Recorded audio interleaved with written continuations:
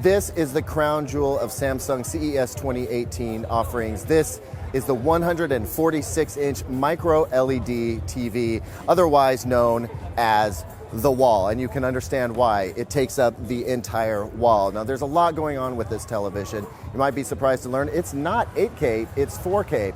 But that doesn't really matter. There's a lot going on here, and I want to explain it to you really quickly. So MicroLED is not like the LED TVs that you have at home. These are individual LED pixels. We call them self-emissive. In a lot of ways, it's like an OLED television, but the difference here is that they're individual, non-organic LED elements that shine out from this television and create perfect black levels and really excellent color. They're not saying this, but I will. It's like OLED, but without some of the potential pitfalls that you could get from OLED. There's no potential burn-in, there's no longevity issues, and frankly, LEDs can get a lot brighter than organic LEDs. The other thing that's neat about this is that it's a modular panel. It's really hard to see right now, but there are individual panels within the larger screen.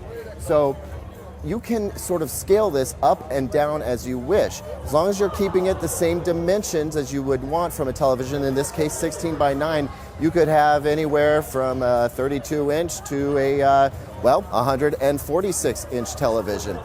This is one of two different offerings that Samsung's bringing at the show, and obviously, this is the one that's catching a lot of attention, but there's more to see here at the show.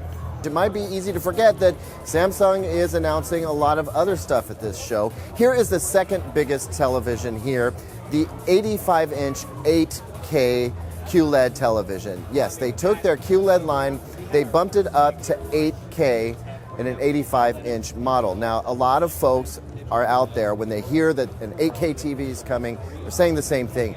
I just got 4K. I don't understand why you're going 8K. There's no 8K content out there. Why would I want an 8K TV? Well, Samsung's trying to show that at an 85-inch size, there is a perceivable difference between an 8K and 4K TV. And what we're seeing here is standard definition and just regular old 1080p, along with 4K content being upscaled all the way to 8K.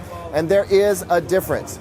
Here, we're looking at a 1080p signal, and there's a definite difference in the sharpness of the text on the uniforms that we see here. Later, you're going to see a segment where they've got some newsprint, and there's definitely a difference there in the crispness of it. Samsung's trying to deliver a message that in a super large screen size, 8K makes sense. But here's what they're not really talking about at the show, but I happen to know is a fact. Samsung is making some huge changes to the QLED TV line.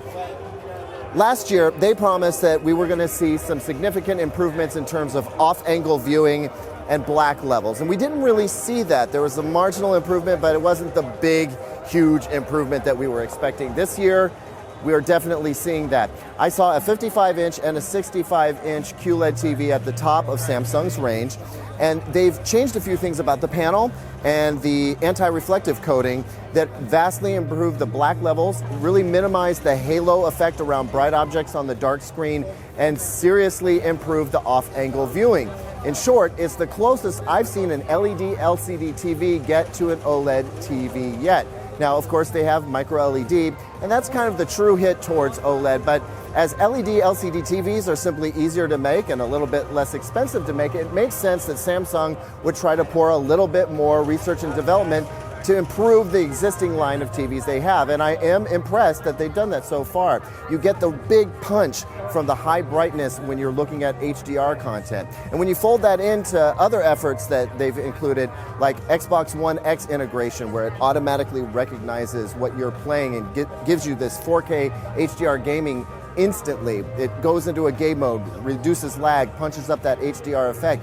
That's meaningful. When you pull the TV out of the box and it helps you set it up in a super easy way so you don't have to log in into a ton of apps. These are meaningful improvements to the television, and they maintain that core design element where you've got that single little fiber optic cable coming up to it. You can mount it flat up against the wall. On their own, these may seem like really incremental upgrades, but when you add them all together, it really is a nice ecosystem for a television. It really helps Samsung set themselves apart in what's becoming a seriously competitive marketplace for television.